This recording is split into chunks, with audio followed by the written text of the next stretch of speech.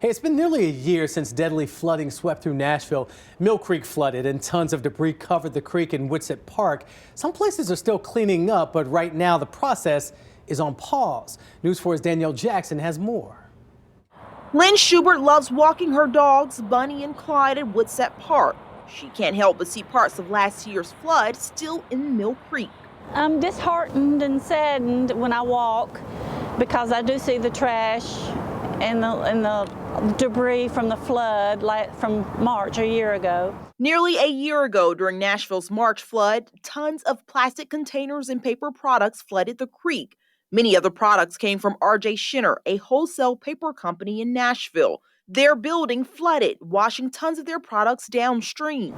They degenerate more and more and more, but they're still there, so the plastic's going into the environment bit by bit. The company took responsibility for the mess. They hired professionals last year to remove several tons of debris.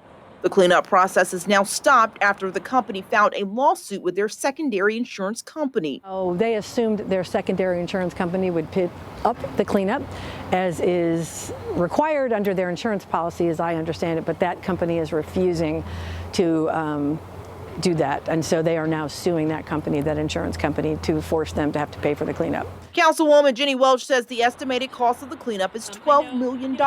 It's an environmental and ecological disaster, she says. They're still fighting almost a year later. It's very, very frustrating to have a company acknowledge that it is, in fact, their debris and they are willing to do the right thing, but to have them so readily step up and accept responsibility and then have all this bureaucratic nonsense stop it, this could have been done already. Welch says she's hoping this issue is resolved when the suit goes to trial in Wisconsin at the end of March. And I'm really hoping it's a jury trial, and I'm hoping that the jury understands why they need to hold this insurance company accountable.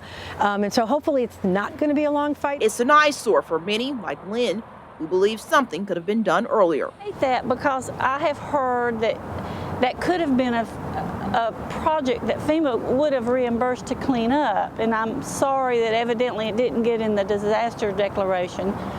But yeah, I'm sorry to see it. In Nashville, I'm Danielle Jackson, News 4 Nashville.